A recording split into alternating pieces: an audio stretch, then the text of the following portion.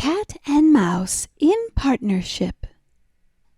A certain cat had made the acquaintance of a mouse, and had said so much to her about the great love and friendship she felt for her, that at length the mouse agreed that they should live and keep house together. "But we must make a provision for winter, or else we shall suffer from hunger," said the cat. "And you, little mouse, cannot venture everywhere, or you will be caught in a trap some day." The good advice was followed, and a pot of fat was bought, but they did not know where to put it. At length, after much consideration, the cat said, "I know no place where it will be better stored up than in the church, for no one dares take anything away from there. We will set it beneath the altar, and not touch it until we are really in need of it." So the pot was placed in safety, but it was not long before the cat had a great yearning for it, and said to the mouse, "I want to tell you something, little mouse. My cousin has brought a little son into the world, and has asked me to be godmother. He is white with brown spots, and I am to hold him over the font at the christening. Let me go out today, and you look after the house by yourself." "Yes, yes," answered the mouse, "by all means go, and if you get anything very good, think of me. I should like a drop of sweet red christening wine too." All this, however, was untrue. The cat had no cousin, and had not been asked to be godmother. She went straight to the church, stole to the pot of fat, began to lick at it, and licked the top of the fat off. Then she took a walk upon the roofs of the town, looked out for opportunities, and then stretched herself in the sun, and licked her lips whenever she thought of the pot of fat, and not until it was evening did she return home. "Well, here you are again," said the mouse. "No doubt you have had a merry day." "All went off well," answered the cat. "What name did they give the child?" "Top off," said the cat quite coolly. "Top off!" cried the mouse. "That is a very odd and uncommon name. Is it a usual one in your family?" "What does it signify?" said the cat. "It is no worse than Crumb Stealer, as your godchildren are called." Before long, the cat was seized by another fit of longing. She said to the mouse, "You must do me a favor, and once more manage the house for a day alone. I am again asked to be godmother, and as the child has a white ring round its neck, I cannot refuse."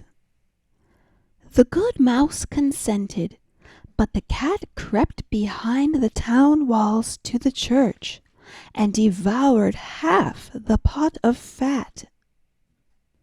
"Nothing ever seems so good as what one keeps to oneself," said she, and was quite satisfied with her day's work. When she went home, the mouse inquired, "And what was this child christened?" "Half Done," answered the cat. "Half Done? What are you saying? I never heard the name in my life. I'll wager anything it is not in the calendar." The cat's mouth soon began to water for some more licking. All good things go in threes, said she. I am asked to stand godmother again. The child is quite black, only it has white paws. But with that exception, it has not a single white hair on its whole body. This only happens once every few years. You will let me go, won't you? Top off, half done, answered the mouse. They are such odd names. They make me very thoughtful. You sit at home, said the cat, in your dark gray fur coat and long tail, and are filled with fancies. That's because you do not go out in the daytime. During the cat's absence, the mouse cleaned the house and put it in order, but the greedy cat entirely emptied the pot of fat. When everything is eaten up, one has some peace, said she to herself, and well filled and fat she did not return home till night. The mouse at once asked what name had been given to the third child. It will not please you more than the others, said the cat. He is called All Gone. All gone, cried the mouse. That is the most suspicious name of all. I have never seen it in print. All gone, what can that mean? And she shook her head, curled herself up, and lay down to sleep. From this time forth, no one invited the cat to be godmother. But when the winter had come, and there was no longer anything to be found outside, the mouse thought of their provision, and said, Come, cat, we will go to our pot of fat, which we have stored up for ourselves. We shall enjoy that. Yes, answered the cat. You will enjoy it as much as you would enjoy sticking that dainty tongue of yours out of the window. They set out on their way, but when they arrived, the pot of fat certainly was still in its place, but it was empty. Alas, said the mouse, now I see what has happened. Now it comes to light. You are a true friend. You have devoured all when you were standing godmother.